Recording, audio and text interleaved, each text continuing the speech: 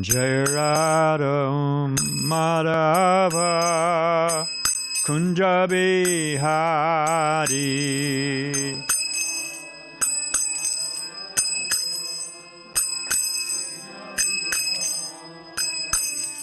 Jai Radha Madhava Kunja Bihari.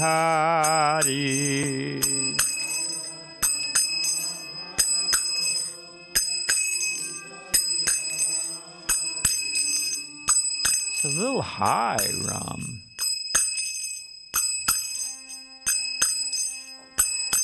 Jai Radha Madhava Kunja Bihari.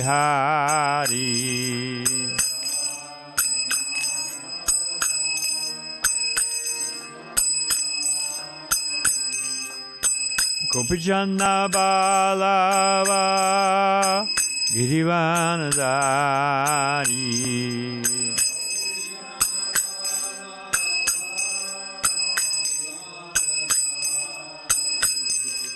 Gopijana Balava Girivanadari.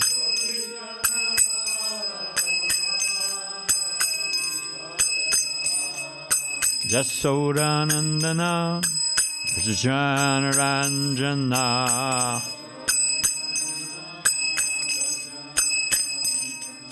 Jasodanandana Vrajanaranjana.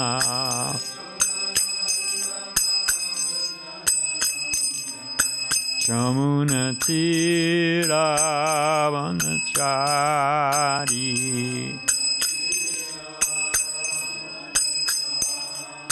Jamunatira Vanachari.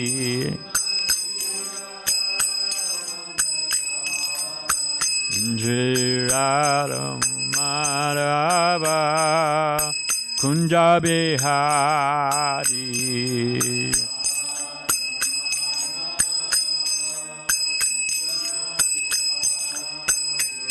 Gopijana Balava Girivanadari.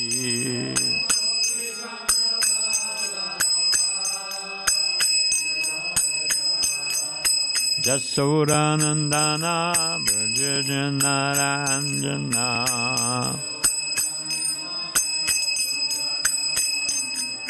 Jamunatira Vanachari.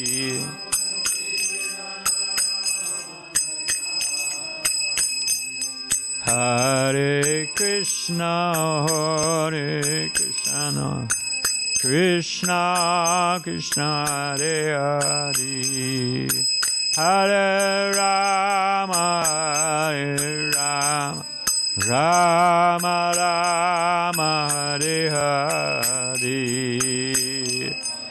Boom.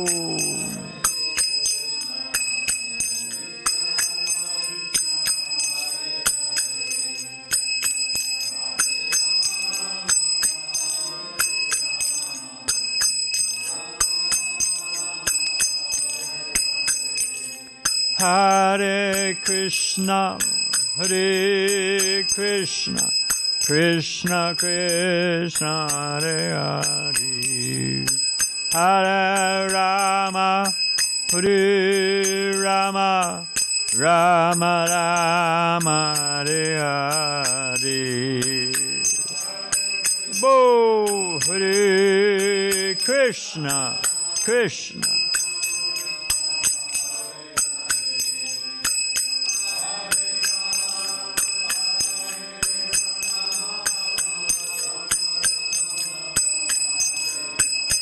Jai Radha Madhava Kunja Bihari.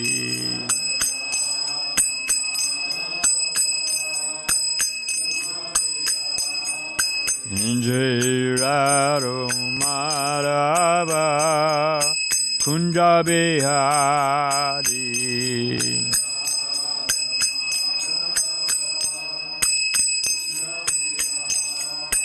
Jai Radha Madhava Kunja Bihari. Boom.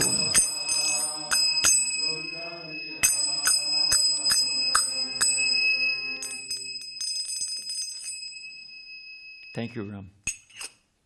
Jai Om Vishnupad Paramahansa Padi Bhajakacharya Asatera Shishman, His Divine Grace of Acharan Bhakti Vedanta Swami Maharaj Srila Prabhupada Ki. ISKCON Jagat Guru Srila Prabhupada Ki Jai. Anantakura Vaishya Vrinda Ki. Nam Char Srila Haridas Thakur Ki. Prem Shri Gohova Shri Krishna Chaitanya Prabhu Nityananda Shri Advaita Gadadhar Shiva Sari Go Bhakti Vrinda Ki. Shri Shri Radha Krishna Go Gopinath Shama Kunda Radha Kunda Giri Govardhan Ki. Vrindavan Dham Ki. Mathura Dham Ki. Dwarka Dham Ki. Navadi Dham Ki. Jagannathpuri Dham Ki. Chamuna Mai Ki. Ganga Mai Ki. Tulsi Maharani Ki. Bhakti Devi Ki. Samveda Bhakti Vinda Ki. Srila Prabhupada Ki. Shri Shri Radha Giridhari Ki. Shri Krishna Sankirtana Jaga Ki. Gopremanandi. All glories to the assembled devotees. All glories to the assembled devotees. All glories to the assembled devotees. All glories to the divine lotus feet of Shri Sri Guru and Gauranga. About Jai Radha Madhava, Prabhupada said one time, they say God is dead, but we know his name, we know his phone number, we know his address, we know his parents, we know everything. Just in that one song, Jai Radha Madhava. Om Namo Bhagavate Vasudevaya.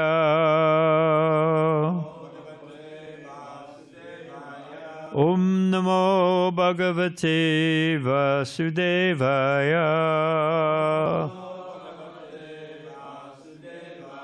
Om Namo Bhagavate Vasudevaya.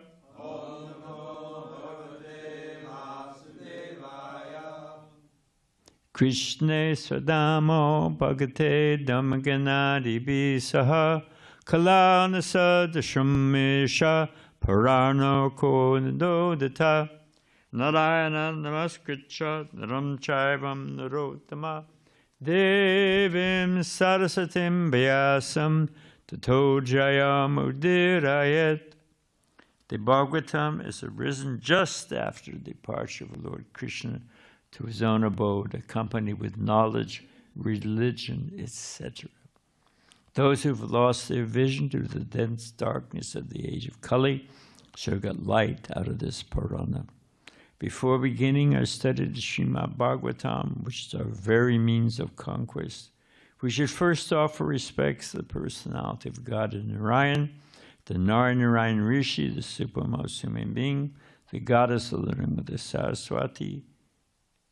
What have I forgot? And my Srila Vyasadeva and my spiritual master, Srila Prabhupada. Thank you. Okay, we are on, if my information is correct, on the 7th canto, chapter 13, verse 9. What do you know about that? And what is the name of this chapter? Anyone know? What's that?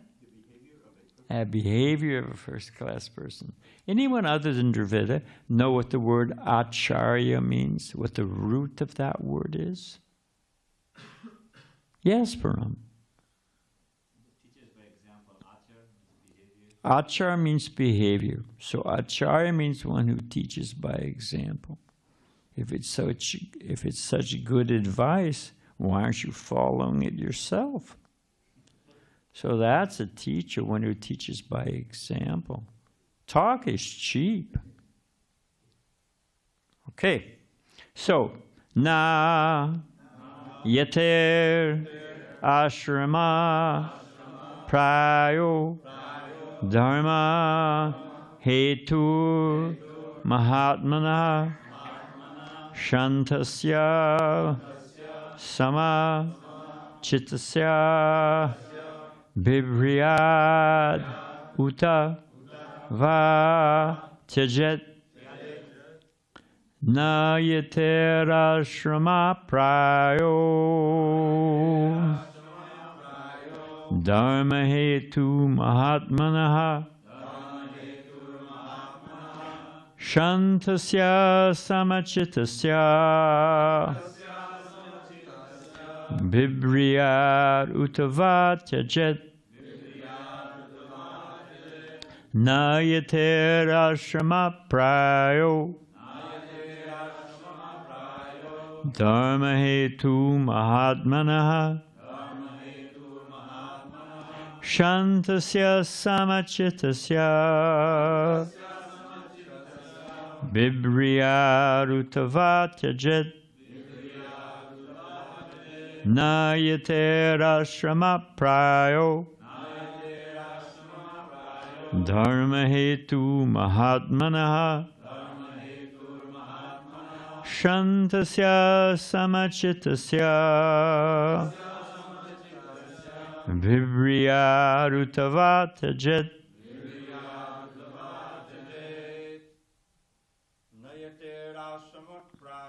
nayaterashrama prayo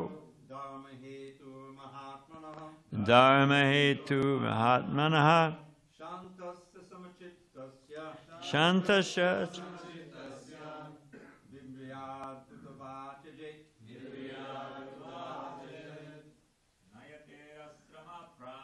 nayaterashrama prayo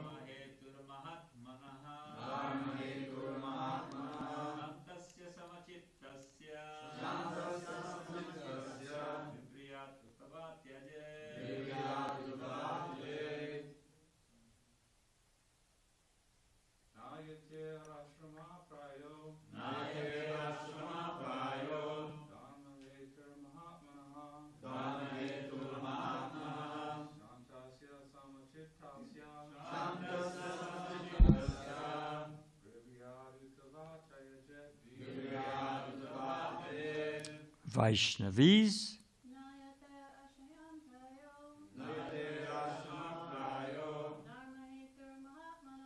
dharma hetu mahatmanaha shantasya samachitasya bibriyarutava nayaterashrama prayo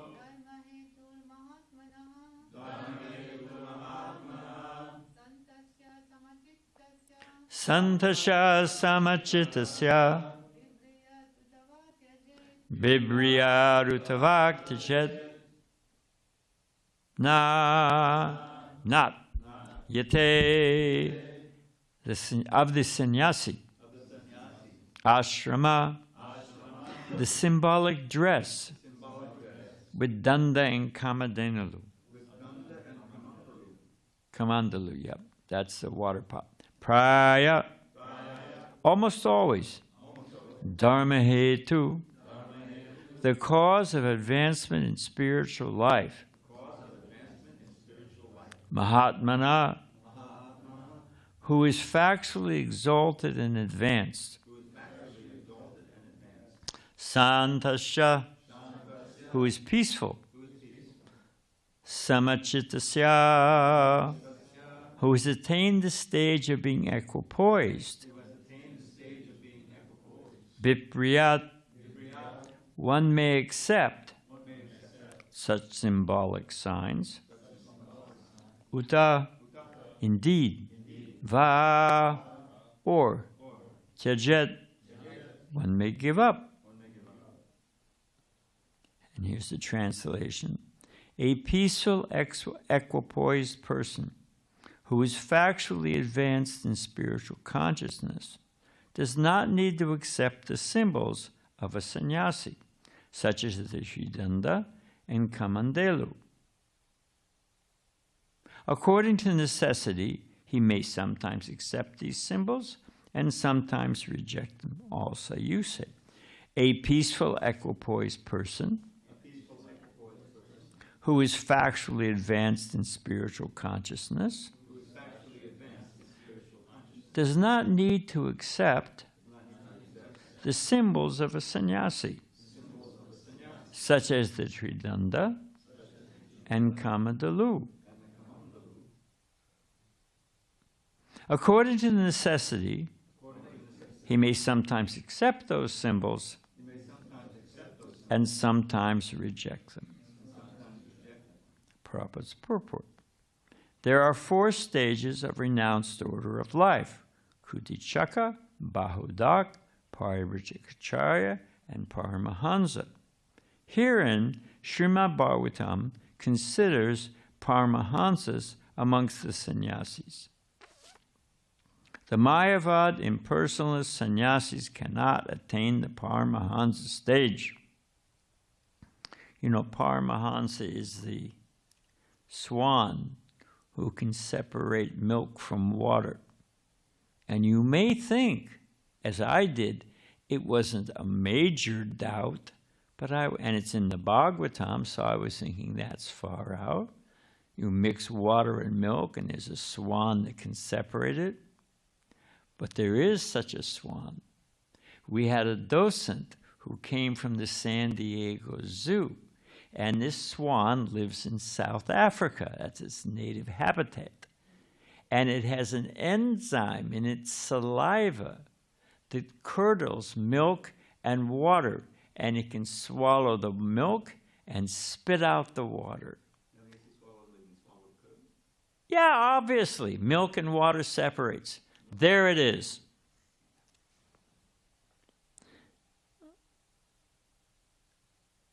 This is because their impersonal conception, the Mayavadi impersonal sannyasis cannot attain the Paramahansa stage. This is because their impersonal conception of the absolute truth. Brahmaniti, Paramaniti, Bhagavaniti, Shabhyate. We'll get into that in a minute. The absolute truth is perceived in 3 stages, of which Bhagavan, what are the 3 stages? Anyone know other than Dravida what the 3 stages are? No, you had a shot, Ram. Anybody else? Vaishnavis? Joseph. Okay, good guess. But let's see someone who actually knows. Yes, the Brahman, impersonal aspect, the Krishna within the heart, Paramahansa, present in all living entities and inside every atom, and Bhagavan, the beautiful Shyam Sundar. Okay, 3 stages.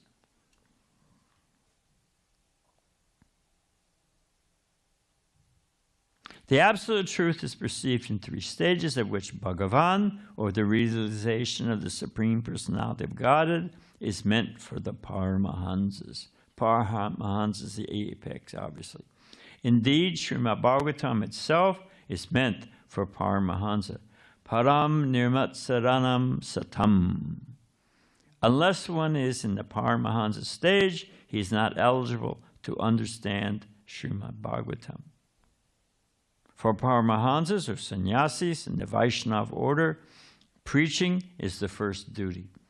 To preach, such sannyasis may accept the symbols of sannyas, such as the danda and kamadalu, or sometimes he may not. They may not. Generally, the Vaishnava sannyasis, being Paramahansas, are automatically called Babaji. Babaji is another name for Paramahansa, and it's the highest status, like Gaur-Kishore Das Babaji, for example. Where was I? His only thought is, where is the opportunity to spread Krishna consciousness? So that's how a Paramahansa sannyasi is supposed to think. Sometimes the Krishna consciousness movement sends its representative sannyasis to foreign countries where the danda and kamadalu are not very much appreciated. We send our preachers in ordinary dress to introduce our books and philosophy. Our only concern is to attract people to Krishna consciousness. We may do this in the dress of a sannyas or in the regular dress of a gentleman, not as a hippie. Our concern is to spread interest in Krishna consciousness. Tamal Krishna Maharaj and who is our friend? Radha Damodar. Starts with a D. Dristadumna. So Dristadumna Maharaj, he was also sannyasi. They went to China under Prabhupada's order. And if you went to China in those days, you had to go on a government tour. And you had a government minder with you. And you had to stay on that. You saw the Forbidden City, you saw the Great Wall of China, and that's it. You were out. But if you went in as a businessman, you had some freedom. So how do they get a business to cooperate? To sponsor them? Dristadumna Maharaj's father was the international chair of Seagram's Liquor. And so they went in as Seagram's Liquor salesmen. Tamal said the holy name, divine intoxication. Well, it's close, you know. And that's how Krishna consciousness started in China. So we'll get into that in a little bit more. Oh, I finished. Omigana Timarantasya Gyanagana Salakaya Jakshusha Militangena Tasmare Shri Gurave Namaha. It's worth noting, just to get launched, that Prabhupada says that you have to be peaceful and equipoised. How exactly does he say it? He says, the verse says, a peaceful and equipoised person. So that's a prerequisite. You can't be completely agitated and your mind all over the place. You wonder why we have a morning program. Spiritual life is free. Let me run free like the wind. What is it? I know not where I goeth, but I'll be where the wind bloweth. So what are these rules and regulations? But those rules and regulations, the morning program. I was living in the LA temple when Prabhupada announced the morning program. We used to get up around 6, 7 o'clock, take a shower, and go to Guru Puja. And we sang the Samsara prayers at Guru Puja. And we go to bed, we get back from Harinam or book distribution about 10 o'clock at night. That was our program. And Prabhupada introduced, it was a shock, Prabhupada introduced the morning program. And the blissful thing is, he said, this is the morning program. It is a bulwark. It will protect you against adharma, irreligion, Maya. It'll protect you against Maya. Now, the word is Dharma Setu. Now, Dharma Setu, amongst other things, it's actually an incarnation of Krishna too. But Dharma Setu is like a wall. Picture the Netherlands. Why are they called the Netherlands? Why are they called the Low Countries? That was an easy hint. They're below sea level, which means you got the sea here, you got here, and you've got a bulwark. You've got the dikes. What happens if those dikes are gone? What happens? You're flooded. Do you have to call the ocean? Do you have to wait for the ocean to come? You remove that dike, what happens? It's the automatic state. It is the natural state to be flooded. Similarly, our natural state in the conditioned souls is to be in Maya, to be in an illusion. And if we want to hold back Kali Yuga, we got to have that wall, because we're down here. So Prabhupada introduced the morning program, and that's why we follow it, because we want to get out of Maya. We get up, go to Mangalarti, we chant japa, at least for a while in the temple room, and we go back to Godhead. It's a simple formula. I can't remember the Spanish pronunciation of your name, but Ulysses, which is a great name. Would you please touch your nose? Oh, no. Touch your nose, Trijamani. Ah, this is Prabhupada's example. You're right. Touch your nose. It's a simple thing. But we make everything so complicated. Just touch your nose. Follow the morning program, chant Hare Krishna, serve the Vaishnavas, spread Chaitanya Mahaprabhu's mission, and lo and behold, you go back to Godhead. So, one needs to follow the morning program because it helps one become peaceful and equipoised, because in an agitated mind, you can't understand Krishna consciousness. Vaikuntha and I, one time, in our householder days, we had a little business. We would sell paintings imported from China and from India and stuff like that. And we would sell them and support our griha, so we didn't have to take from the temple. We used to give money to the temple. Our painting party, I have to say with a little pride, in 10 years gave $3 million straight cash to the BBT. Yeah, that was pretty blissful. The rest of it was hellish. The whole thing was hellish. But that was sweet. So there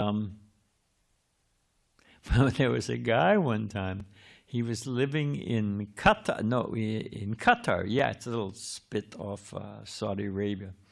And he was wall-eyed. You know, wall-eyed? One eye goes this way, the other guy goes the other. And I swear to you, Vaikuntha and I were talking to him, and he was so agitated. We were out in a plaza. We met him out there. And his other eye was watching the women. Yeah. I had to, hey, back here, buddy. We're over here. Okay. So imagine being so agitated. Oh, Krishna. Equipoise. So now Prabhupada's getting to, the term is niyamagraha, and it's listed by Rupa Goswami. It's one of the blockages of the path of devotional service. It means too much attachment to the rules and regulations is half of it. What's the other half? Yeah, not to casually give up. You know, here the purport is that, you know, we want to get to the point of preaching, or whatever facilitates. What is that little ditty I asked you last? It's, what is it? Books are the basis. This used to be, Prabhupada heard it and approved of it, and it used to be a mantra. You read old Vyas Pujas, it'll show up, offerings. Books are the basis. Preaching is the, what is it? And utility is the principle. And purity, I knew there was a fourth, and purity is the fourth. So it's a real nice little ditty. Books are the basis, preaching is the essence, utility is the principle, and purity is the force. So utility means, there's a Chinese saying, it doesn't matter whether the cat is black or white as long as it catches mice. So what gets the job done? So niyamagraha means Prabhupada's godbrothers, some of them, Some of them were extremely supportive and appreciated Prabhupada, the senior Puri Maharaj in Vishakhapatnam. I mean, there were some that were just sweet, sweet, can't be beat. But some of them, well, I'll say it, just makes your blood boil. Well, Bhaktivedanta Swami was a householder, and he was a businessman. So he could go to the West and mix with these people, you know, these low-class Westerners. Now we are Saraswati Brahmins, and we could not tolerate these people. It's not that Prabhupada didn't notice. Prabhupada said New York City, his first observation, the whole place smells like dog stool. It wasn't an easy thing for Srila Prabhupada going into Sally Agarwal's house to take a bath, because he was staying at the YMCA, there was no shower, no bath facility. And he'd come in the back door, and she'd be cooking roast beef. It has such a knock. So it's not that Prabhupada didn't notice, or, you know. Tamal Krishna Maharaj told me one time, he was sitting with Prabhupada in San Francisco, and Prabhupada said, "I smell chicken soup." Tamal said, "I don't smell any chicken soup." Prabhupada said, "Oh, that's because you have purified senses." Prabhupada was being sarcastic, you know. So it wasn't that it was easy for Prabhupada, but out of deep, burning compassion for the suffering, conditioned souls, in order to execute the mission, which Prabhupada repeatedly called an impossible mission of his guru, given to him by his Guru Maharaj, Mahaprabhu's mission, every town and village, Prabhupada tolerated. And they call that, well, because, you know. Okay, so at the same time, we don't have blind following. And Bhavananda Prabhu told me this. Prabhupada would walk in Cheviot Park sometimes in LA. Sometimes he'd walk by Venice Beach. Sometimes he would walk on the cliffs that are above Santa Monica Beach. It's a nice little park there. Prabhupada would walk, and then where else?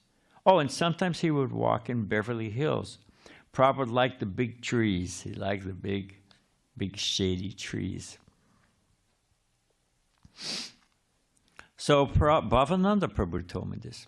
So Prabhupada's walking in Beverly Hills, and they walk past one of the big mansions. Prabhupada says, "Oh, someday we'll have a big house like that."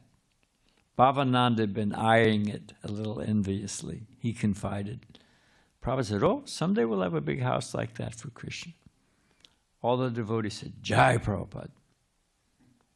I walked a little further, and there was a big shiny Mercedes or Rolls Royce in the driveway.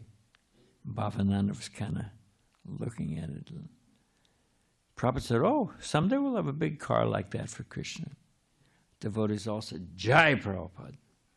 Next place they went, there was a big gate in front of the driveway. And this dog came running down the driveway and smacked against the gate, you know. Prabhupada said, "Someday we'll have a big dog like that for Krishna." Devotees all said, "Jai Prabhupada." Prabhupada looked at them and says, "Why do we want a big dog?" You know, Prabhupada could understand, they were just saying it. They were just, whatever Prabhupada said out, came out of his mouth, Jai Prabhupada.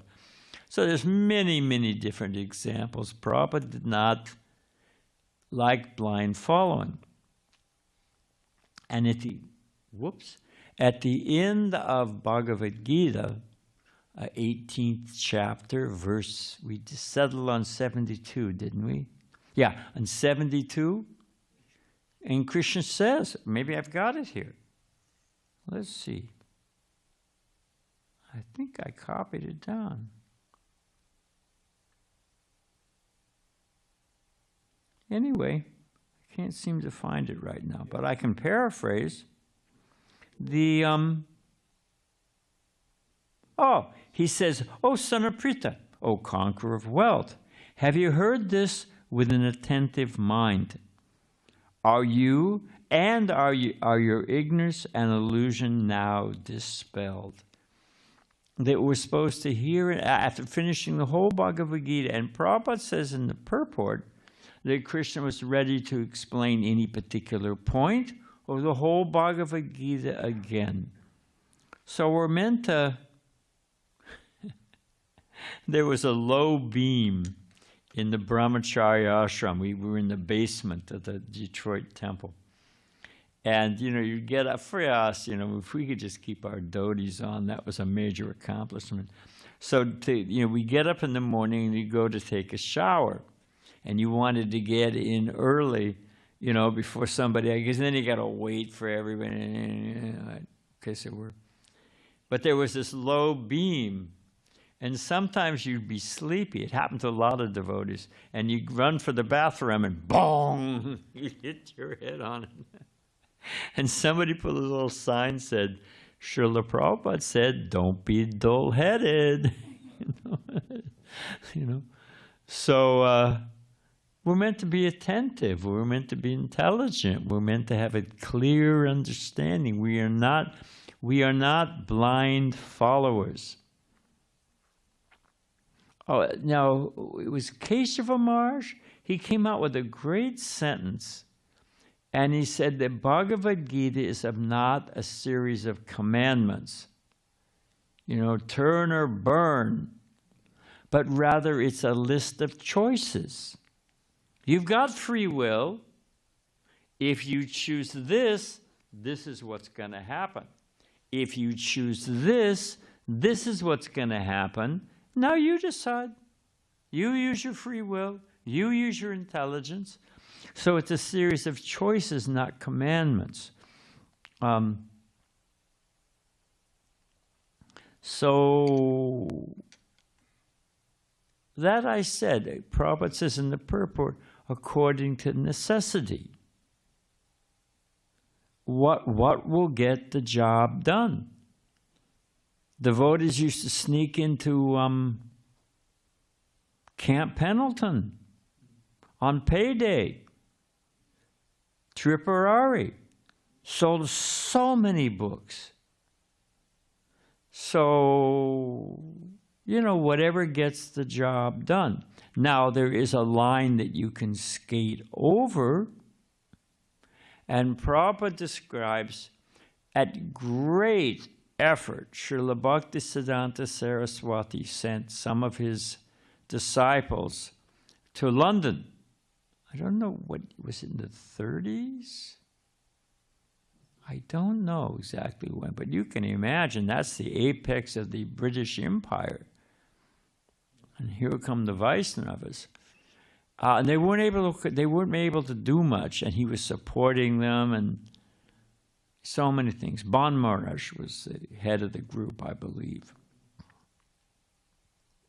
There's a few stories about Ban Maharaj. So Ban Maharaj, Prabhupada went with Sridhar Swami, his good friend Sridhar Maharaj. They went to greet them when they were coming back. They came by boat. And so they came back, and they were just like you can imagine. They're in Calcutta Harbor, and there's the ship, and all the passengers are coming off the gangplank. And then I think there were 3 or 4 of them. I think three, actually. And he was maintaining them, Bhaktisiddhanta Saraswati Thakur. And as they were coming down the gangplank, they were in Western dress. I don't know if they had bowler hats on, but they were dressed as English gentlemen. And Prabhupada, he told the story. He turned to Sridhar Maharaj and said, "We went to change them, but they have changed us." Prabhupada pegged it right off the bat. And I will say it. An early cursor Krishna, what is the word? Pointer. An early pointer to Krishna West. They weren't able to accomplish anything, and they got off the boat in Western dress. So we don't want to change whimsically or unnecessarily. We are not blindly attached to following the rules and regulations if they don't produce results. We're creative, we're innovative, but we don't whimsically give up. Govardhan and I, where were we? We went to CVS or something. And just in the course of, we're dressed like this, always in fashion. So we went into CVS, and this person said, "Oh, Hare Krishna." Somebody else said, "Hey, you still have that Sunday feast?" And the lady behind the counter was really nice. She's Thai. And I think Balaram knows them. They come sometimes. There's a little group of them that are like devoted. They are devotees, She works at the CVS. And then we're in the car. Remember that guy in the car? "Hey, Hari Bol, Hare Krishna." So that was 4 people in the course of, I don't know how long we were there, but, remembered Krishna, chanted Krishna's holy name. If we'd been in Western dress, we would look like any other schleps. Is that a rule? Is that a word? Yiddish? Schlep? You schlep along? Yeah, schlep. Just sliding along, no insignificance. And we should look in our heart. I'm not on anybody's case. I don't want you to be in anxiety. Just live your life, Hare Krishna. But we have to think about, when we go out, why aren't we in Western, why aren't we in Vaishnava dress? And usually I know my own thought process before becoming a sannyasi, and it's just easier sometimes, I just put on Western dress and merge into the crowd, do what I need to do, But there's no doubt about it, being in Vaishnava dress, it sparks people to remember Krishna. And we're supposed to be merciful. Okay, I think we're going to end in a minute or two.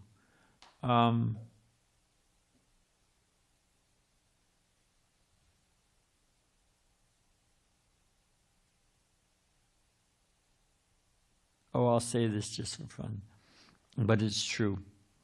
Being too rigid, because Prabhupada there's 2 sides to the coin, loosely giving it up or blindly.